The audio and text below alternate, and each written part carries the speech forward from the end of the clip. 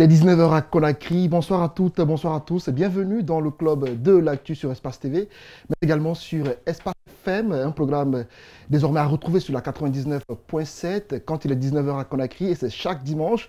L'émission, c'est le club de l'actu. Nous revenons sur les faits marquants de l'actualité socio-politique. Ce soir, on parle d'une nouvelle semaine très tendue à Conakry et dans les villes de l'intérieur du pays. Les enseignants ont de nouveau battu le pavé en réclamant le dégel de leur salaire. Des violences ont éclaté, faisant des blessés et plusieurs arrestations. L'opposition n'était pas en reste, elle s'est aussi fait entendre en bravant l'interdiction de manifester prônée par les autorités. On parle également de nouveaux blessés et des arrestations. Comment expliquer ce cycle de manifestations et de violences en Guinée? Quelle solution de sortie de crise pour apaiser la cité? Nous poserons ces questions à nos invités déjà présents sur ce plateau. Autre fait majeur de l'actualité, c'est l'installation des postes d'appui PA sur l'axe de la route Le Prince. Cette force mixte composée de policiers, de gendarmes et de militaires n'est pas du goût de plusieurs citoyens qui parlent de décisions anticonstitutionnelles. Par contre, la présence des PA est appréciée par d'autres citoyens qui pensent qu'elle contribue à lutter contre le banditisme. Comment réagissent nos invités à cette actualité? Nous poserons ces questions à M. Alpha Bakar Ba, il est conseiller du président Cellou Dalein Diallo de l'UFDG, à qui on dit bonsoir et bienvenue. Bonsoir. Bienvenue. Merci. À ses côtés, nous avons M. Aloussène Makanela Kake, il est également un de nos invités, il est le président d'NFD, parti politique. FND plutôt, parti politique, à qui on dit bonsoir. Bonsoir. Bienvenue. Merci. Monsieur Sekou Koundounou, administrateur général du Balai citoyen, avec nous, à qui on dit bonsoir. Bonsoir Antoine, bonsoir à vos millions de spectateurs. Voilà, l'autre invité a pour nom Baouri, et qui est le président de l'UFDG Renouveau, à qui on dit bonsoir. Vous n'avez pas terminé. Premier vice-président de l'UFDG. Premier vice-président de l'UFDG, qui le précise. Bonsoir à vous. Bonsoir. Et bienvenue. Merci. Voilà, donc c'est ainsi qu'est planté le décor. On va tout de suite pour cette transition. On revient après pour analyser les faits annoncés à l'entame de l'émission. On a assisté à cette manifestation récente de l'opposition avec à sa tête Cellou Dalein Diallo, encore une fois empêché par le pouvoir en place. Sekou Koundounou, est-ce qu'on va dire les propos, le slogan de Kassory Fofana parlant de préférer l'ordre à la loi, est-ce que pour vous cette mesure-là est la bonne? Cette façon d'empêcher l'opposition d'exercer son droit? Et à ce niveau, il faudrait tout simplement comprendre et faire comprendre à M. Kassory et à toute son équipe qu'on ne pourra pas gouverner ce peuple avec de l'arrogance, que nous ne retrouvions ni au précambrien ni au quaternaire, où le vouloir d'un groupe de personnes peut s'imposer sous la majorité. En fait, la privation des libertés individuelles et collectives, que ce soit du point de vue de l'opposition ou des forces sociales, est inacceptable dans une démocratie. Le droit de manifester, le droit de cortège, le droit au sitting est reconnu par la Constitution guinéenne. Il faudrait que les autorités guinéennes puissent mesurer toute la responsabilité qui s'y est, afin d'autoriser, si cela est, l'ensemble des manifestations, que ce soit du point de l'opposition ou des forces sociales. À ce niveau, il y a lieu de préciser une chose. Tant que le pouvoir va continuer à interdire les manifestations, soit politiques ou sociales, nous continuerons à vivre dans ce climat infernal de tension, de violence, de blessés et de dégâts. Et je puis vous le rassurer que la militarisation des axes de Conakry ou de l'intérieur ne sera... On en viendra au cas de la ne sera aucunement pas la solution, mais il faudrait tout simplement comprendre que c'est une forme de dictature pour faire taire, pour museler au fait les sans-voix, pour museler ceux qui protestent, afin d'imposer le vouloir d'une minorité. On a entendu le président Alpha Condé Rostama Aboké qui a dit qu'il n'est pas question que l'État se laisse faire désormais. Il est important qu'il impose son autorité. Il y a trop de pagaille dans le pays. Il n'est pas question que l'État se laisse faire, mais il faudrait qu'il cherche aussi qu'il ne gouverne pas un royaume ou un empire. C'est une démocratie où les pouvoirs sont séparés, où les entités jouent parfaitement leur rôle. En aucun cas, il ne peut faire taire l'opposition, en aucun cas ne peut faire taire la société civile. Il joue le rôle d'un pouvoir exécutif, le judiciaire, le législatif est là. Donc en tout état de cause, je pense bien que c'est un discours politique, c'est une démarche politique. Il ne peut dissuader ou intimider ceux qui sont censés de jouer leur partition avec que cette Guinée-là puisse aller de l'avant. Donc pour vous, l'État, en interdisant les manifestations de l'opposition, viole systématiquement la Constitution, enfreint aux traités et aux conventions qui gouvernent ce pays auquel la Guinée a souscrit. Et d'ailleurs... Est-ce que pour vous, les manifestations incessantes sont à encourager? Même si elles sont journalières, on n'a pas à l'interdire parce que la Constitution prévoit qu'on puisse manifester ou protester. Si l'État estime que des manifestations sont de trop, qu'on appelle... Même lorsque parfois elles portent atteinte à l'ordre public. Non, permettez s'il vous plaît, qu'on appelle tous les acteurs ou qu'on appelle ceux qui légifèrent, qu'on modifie le texte qu'on dise, oui, en Guinée, on n'autorise qu'une seule manifestation par an. Mais tant que cette constitution de mai 2010 va exister, il faudrait que l'État s'inscrive dans une idéologie à permettre aux gens de protester et de manifester conformément à nos textes de loi. Ce n'est ni le vouloir de M. Alpha Condé, ni le vouloir de son premier Kassory qui peuvent imposer leur dictat à la majorité des Guinéens. Il ne sera pas question. Et la conséquence d'interdiction de ces manifestations peut avoir un lendemain très dangereux pour notre pays si les pouvoirs politiques ne se résistent pas et qu'ils ne puissent pas dialoguer avec l'ensemble des acteurs afin de trouver des voies et moyens aux problèmes auxquels la nation est confrontée. Cela nous emmène à poser la question à Alpha Bakar de l'UFDG, à savoir les raisons véritables pour lesquelles l'opposition aujourd'hui manifeste. Parce que beaucoup s'interrogent sur le mobile des manifestations incessantes de l'opposition.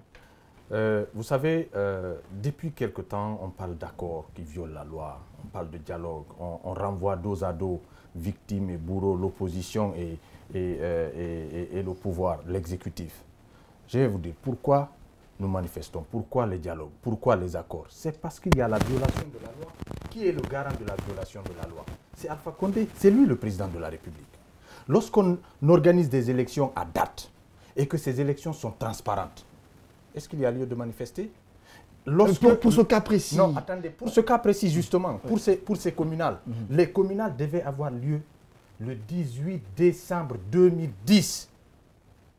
À partir du 17 décembre 2010, le mandat était échu des élus. Qu'est-ce que Alpha Condé a fait? Il a remplacé, au lieu d'organiser des élections communales, il a remplacé les maires qui ne l'avaient pas soutenu et d'autres qui n'étaient pas prêts à le soutenir. Il les a remplacés tout simplement par des délégations spéciales. Auxquelles vous avez participé? Non. En 2010, non. Les élections législatives en Guinée ont eu lieu 3 ans après, qui devaient avoir lieu en 2011, ont eu lieu en 2013. Pourquoi? Parce que le gouvernement s'est refusé d'organiser les élections. C'est ça, c'est la violation de la loi. On doit plutôt fustiger la violation de nos lois. Mais que réclame concrètement l'opposition par rapport à ces manifestations de rue? L'opposition, depuis 2013, réclame la même chose. Mais vous ne pouvez pas, depuis 5 ans, dire la même chose. 2011, pour ce cas-ci, nous réclamons l'application stricte de la loi. De la loi. Mais pour ce cas-ci, par rapport aux manifestations, à bonne date, et une organisation des élections dont le résultat doit être accepté par tout le monde de par sa transparence. Mais pour ce cas-ci, vous demandez le respect des accords signés au mois d'août dernier. En 2013, ça n'a pas été le cas. En 2015, ça n'a pas été le cas. En 2018, 7 ans après, c'est à partir de ce combat dont on fustige aujourd'hui, mais c'est pour cette raison que des leaders, tout le monde a participé à ces élections communales. Si on n'était pas d'accord avec la méthode, avec le combat qui avait été mené par l'opposition républicaine, par Cellou Dalein, pourquoi on aurait participé à ces communales? Donc, je dis encore une fois, si les lois sont respectées, il n'y a pas de dialogue. Mais cette violation des lois, elle n'est pas que d'un seul camp, parce qu'on estime que l'opposition y participe aussi. Non, jamais. Justement, la signature des accords. C'est du tort que vous faites à l'opposition. La signature des accords, vous y participez aussi. L'opposition n'est pas l'exécutif. C'est l'exécutif qui organise les élections. C'est l'exécutif qui organise des élections transparentes. Prenez l'exemple de ces élections communales. Mais tout le monde est unanime qu'il y a eu fraude partout. Tout le monde, y compris. Mais il n'y a pas d'élection parfaite, hein, ça vous le savez. Écoutez, s'il vous plaît, encourageons l'excellence chez nous. On ne peut pas continuer à la perfection, même ailleurs, ça n'existe pas. Écoutez, partout où il y a eu de bonnes élections, il n'y a pas eu de contestation. Ici, il n'y a pas eu de bonnes élections. Les élections n'ont pas été organisées à temps. Les élections n'ont pas été transparentes. Vous comprenez? Jusque-là, ma question n'est pas répondue, M. Alpha Bakar. Nous protestons, concrètement, premièrement, les éléments pour lesquels vous manifestez. On tue les manifestants, il n'y a pas d'enquête. Depuis 2011, il n'y a jamais eu d'enquête pour retrouver les coupables et les commanditaires de ces assassinats. Nous manifestons pour que cesse cette impunité, nous manifestons pour qu'il y ait des enquêtes. Deuxièmement, nous manifestons pour que ceux qui ont été tués, ceux qui ont été victimes de vandalisme, ceux dont les magasins ont été pillés, tout récemment à Banankoro. Mais vous voyez un investisseur guinéen qui a perdu près de 20 millions de dollars, personne ne bouge.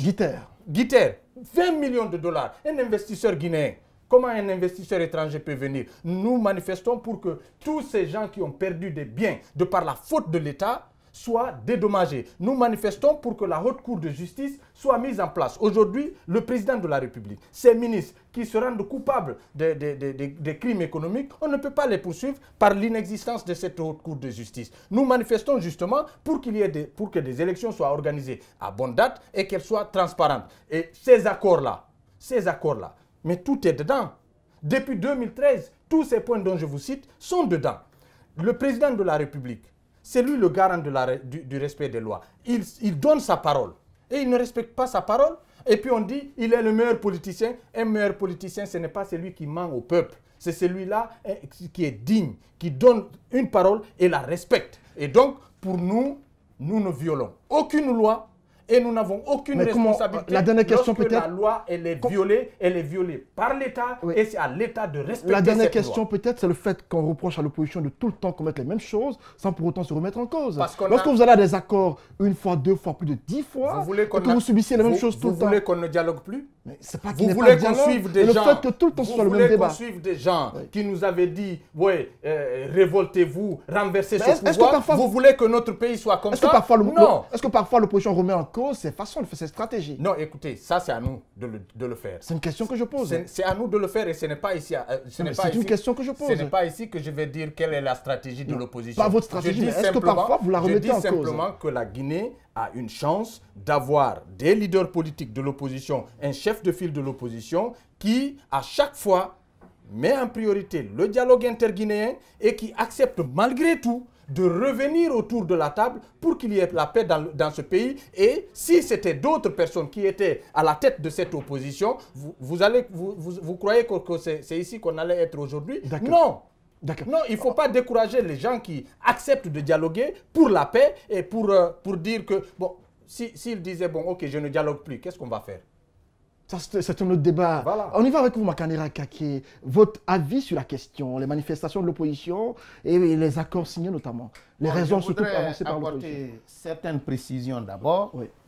La première question que vous avez posée, quand le Premier ministre dit vouloir préférer l'ordre à la loi, j'ai dit les deux ne s'opposent pas. S'il y a l'ordre, c'est qu'il y a la loi.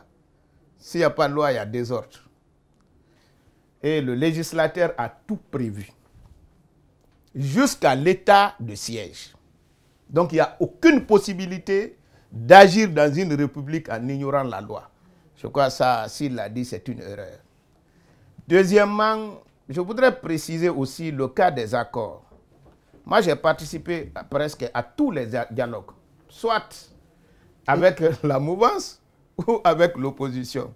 Mais je vous prie de me croire que l'accord en soi ne viole aucune loi. On parle pour le dialogue lorsque les lois de la République n'ont pas été respectées ou lorsque les élections n'ont pas été organisées à temps. Il y a forcément violation, M. Makanera. Non, donnez-moi un seul exemple.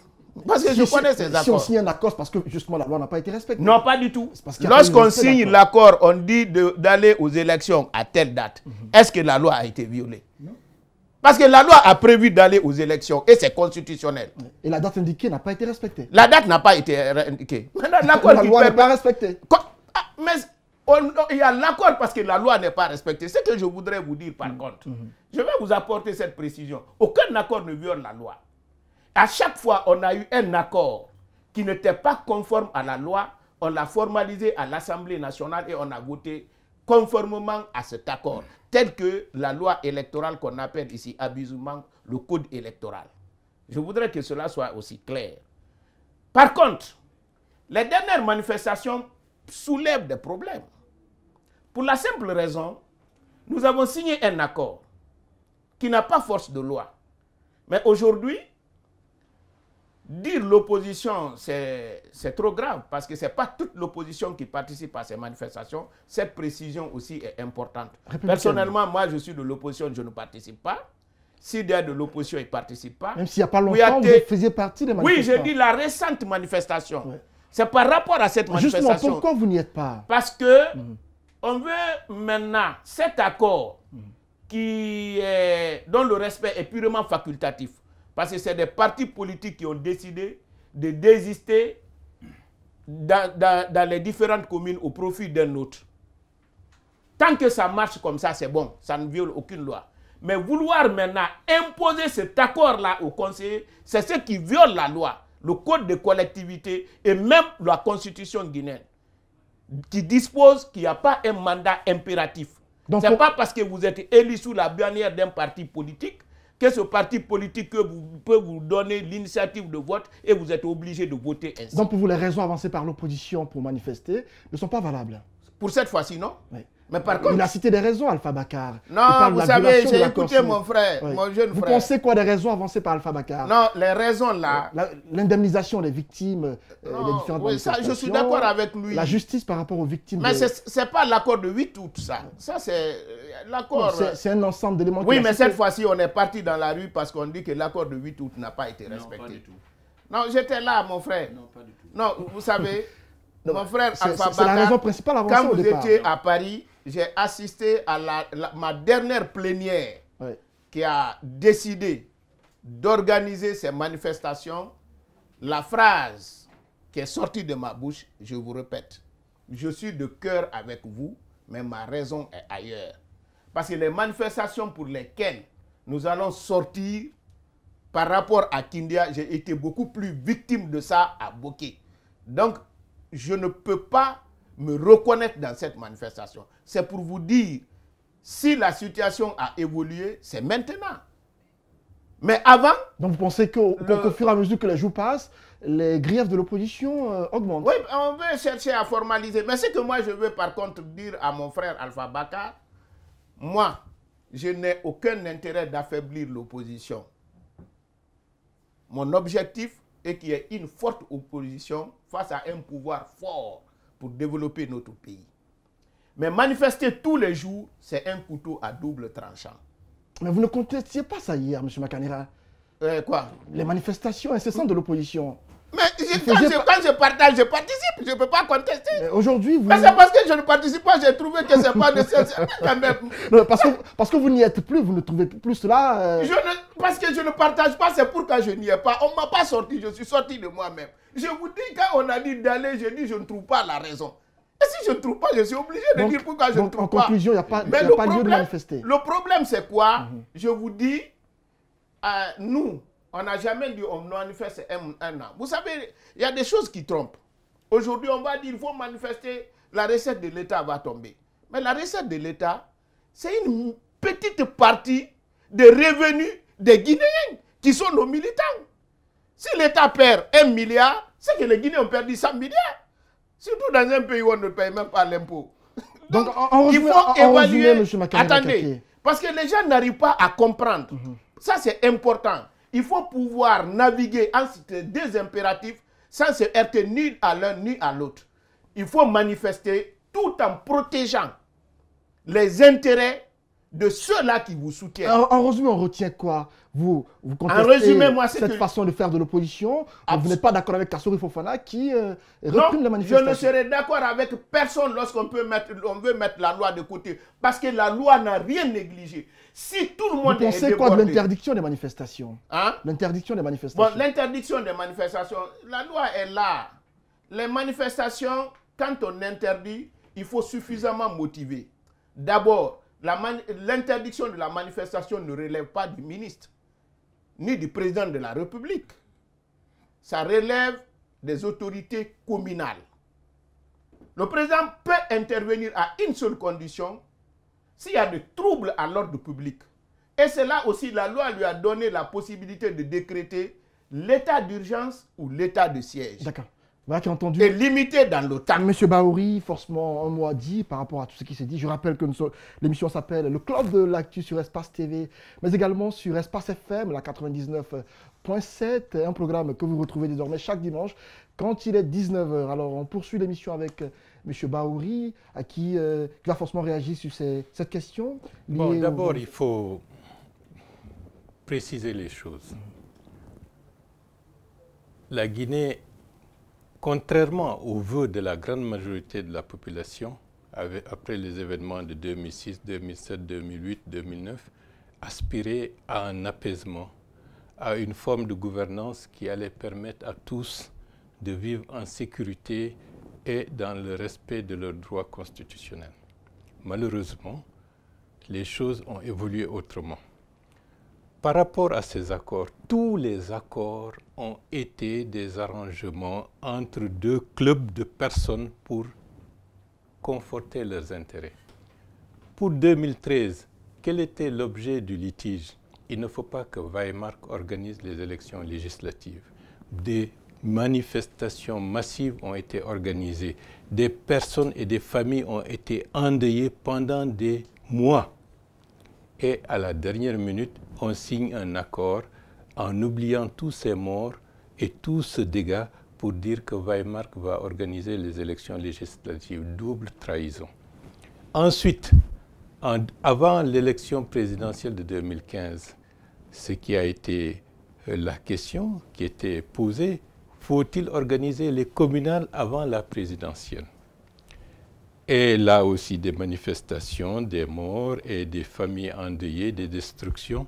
Et en fin de compte, un accord qui stipule que la présidentielle aura lieu avant et les élections communales seront renvoyées plus tard en bonus pour conforter des oligarchies qui sont en train de se constituer. On va mettre en place des délégations spéciales où deux groupes de personnes vont se partager la gestion de toutes nos communes. Et ce qui a été fait pendant 2 ans et demi, des délégations spéciales avec des intérêts croisés de part et d'autre ont géré ce pays au détriment de l'intérêt national, au détriment de l'enracinement de la démocratie, au détriment de l'éveil d'une culture de bonne gouvernance. Et par rapport à la crise politique encore, les manifestations notamment? Les manifestations, je crois que le président de la République, comme je l'ai dit la dernière fois, il a été de ce point de vue très sentimental. On ne badine pas avec les lois de la République. Sentimental, expliquez-vous un peu. Cela veut dire qu'on met beaucoup plus l'esprit, j'allais dire, africain. Entre nous, retrouvons-nous, discutons entre nous. Non. Le dialogue. La loi, c'est le principe par lequel un pays doit fonctionner. Si vous dérogez à cette règle, si vous êtes gouvernant ou si vous êtes opposition ou je ne sais quoi, vous êtes en train de semer les facteurs de déstabilisation de votre pays et de votre société. Et c'est ce que certains... Donc la crise actuelle en cours, on va dire que le responsable principal, c'est Alpha Condé. Non, c'est trop facile. Trop facile. Trop facile. Il y a une co-responsabilité. Par exemple, il y a une loi qui encadre l'organisation des manifestations. La loi dite anti-casse qui a été là depuis très longtemps. Mais elle n'a jamais été appliquée dans ce pays. Lorsque vous organisez une manifestation, vous êtes tenu de donner la liste de 5 organisateurs.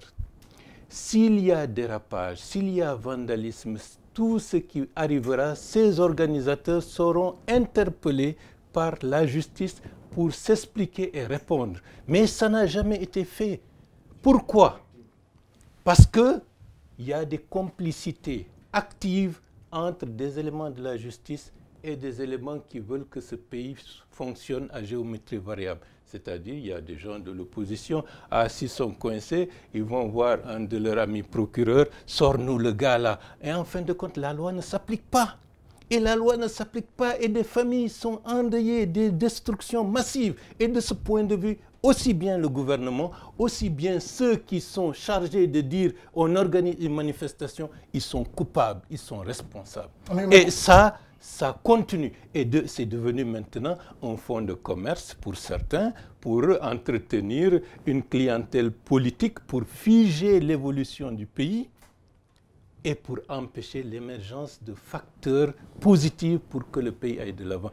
Et de ce point de vue, aussi bien le gouvernement, aussi bien ceux qui s'appellent opposition dite républicaine, ils sont de ce point de vue responsables. Il y a des lois de la République qui existent. Au premier niveau, si on les avait appliquées, les gens allaient se discipliner. Parce que, par exemple, je vous donne un exemple. Mon ami Kake, tu étais organisateur de la manifestation lorsque la casse du commissariat de Koza a été faite. Il y a eu, pour une rare fois, la plainte a été actée au niveau de l'appareil judiciaire. Il y a eu des tentatives de mettre tout le monde devant les responsabilités. Mais après... Il n'y a pas eu de suite. Il n'y a pas eu de suite. Le candidat n'a pas répondu de ces actes. Non. Non, il aurait pu répondre. Il aurait pu répondre. Il y a eu des arrangements. Non, il y a eu des arrangements pour ne pas aller jusqu'au bout de la logique. Parce que vous savez pourquoi? Dans le fond, il y a un camp qui était là avant-hier, qui est hier, qui est là aujourd'hui. Ils veulent coûte que coûte que le champ politique soit réduit à eux. Et donc, ils ne vont jamais agir pour aliéner des intérêts personnels de leurs copains, soit qui est de la mouvance, soit qui est dans cette opposition. Mais comment parvenir à stopper ce cycle de manifestation? Parce qu'il y a un bras de fer qui ne dit pas son nom entre pouvoir et opposition. Non, il n'y a même pas de... Mais les jours à venir, l'opposition entend de nouveau braver, descendre dans la rue. Lorsque vous dites pouvoir et opposition, c'est des appellations qui ne veulent rien dire. Okay. Pourquoi? Parce que dans ce pays, il y a deux camps. Il y a le camp de ceux qui sont dans la logique de la confrontation. Ils sont aussi bien dans ce qu'on appelle opposition, dans ce qu'on appelle mouvance, parce qu'ils ont des intérêts croisés. La logique de la confrontation les arrange pour leur maintien d'une manière ou d'une autre au pouvoir ou dans les allées du pouvoir. L'immense majorité de la population qui se retrouve dans tous les bords politiques est dans le camp de la paix, de l'apaisement, mais c'est le camp qui est le plus combattu. Parce que ceux qui ont le pouvoir de décision appartiennent pour l'essentiel dans le camp de la logique. Comment parvenir justement à mettre fin à cette crise, je crois qu'il faut que de part et d'autre, que le camp de la paix, le camp de l'apaisement, le camp de la responsabilité, le camp de la bonne gouvernance, le camp de ceux qui aiment ce pays, de ceux qui souffrent de voir ce pays chaque jour s'enfoncer, soit plus fort, plus audible, plus percutant pour refuser des amalgames, pour refuser qu'on exploite, qu'on utilise la population guinéenne en les opposant pour servir des intérêts mesquins de quelques individus. Parce qu'apparemment, la crise parfois devient inquiétante. On a suivi des cas de mort, généralement lorsqu'il y a manifestation. On a suivi l'attaque contre le véhicule du chef de file de l'opposition, Cellou Dalein Diallo, dont l'enquête n'a pas encore abouti. D'ailleurs, justement, excusez-moi. Allez-y. Mais là aussi, c'est un problème. Ouais. Il y a eu la police nationale qui a mené une enquête. La police onusienne était de la partie. Mais bon Dieu, qu'il publie le rapport. Des enquêtes. Pourquoi ne pas publier le rapport? Mais est-ce qu'on veut cacher ce que beaucoup de gens savent déjà? Qu'est-ce que les gens savent? Mais que c'est une mascarade. Mascarade comment? Vous voulez dire que l'attaque contre le véhicule de Cellou n'a jamais eu lieu. Que s'est-il passé alors? Il y a eu un truc de grenade lacrymogène qui a tapé la vitre. Tiré par qui? Par les forces de l'ordre. Une grenade lacrymogène. Attendez. Elle provenait... Antoine, soyons sérieux. Allez-y. On est sérieux, M. Baori. La grenade lacrymogène a tapé la goupille, la parabrise. Ça a fait un trou. Ensuite, ça a été une cabale. Ensuite, on dit que la balle est passée par devant, elle est sortie par derrière. On a les images de la parabrise arrière au moment des faits, au moment du retour de ce véhicule. On avait vu qu'il y avait des maintiens d'ordre qui étaient accrochés de part et d'autre. Si la balle était ressortie, ceux qui étaient derrière seraient atteints. Donc, ce qu'il fallait démontrer. Mais ce que je ne comprends pas... Le montage, jusque-là, on ne sait pas comment ça a été fait. Non, comment s'est fait le montage? On a les images. Si vous faites des enquêtes en tant que journaliste, vous avez tous les éléments pour éclairer les lanternes de la population sur les réalités, sur ces manipulations, sur le fait que ceci, avec cette information, aurait pu mettre le feu au pays. Et de ce point de vue, je suis vraiment révolté avec le laxisme, avec l'irresponsabilité générale par laquelle on s'amuse avec la stabilité de la Guinée. Il faut que les gens soient responsables, c'est le pays qui est en danger, il ne faudrait pas permettre à quelques individualités d'user, d'abuser, de jouer sur la vie des autres. Vous aurez les éléments, si vous voulez, en tant que journaliste, pour exposer ça à la face du monde, Voilà, voilà, voilà. Si vous aviez fait ça, la police n'aurait même pas eu à faire un rapport. Voilà qui a entendu M. Bahouri, je le rappelle, il est le président de l'UFDG Renouveau. Je suis le premier vice-président et fondateur de l'UFDG. Je le précise. Il faut le rappeler. Je le rappelle. Et je suis de l'UFDG et qui remplace, premier vice-président, qui remplace le président en cas d'empêchement ou d'intérim conformément au congrès de juillet 2015. Je le rappelle, et ça, c'est d'actualité. Bahouri, vice-président de l'UFDG, mais également président de l'UFDG Renouveau. Voilà. Pas UFDG. D'accord, du Renouveau. On observe une pause, on revient après pour la suite de l'émission.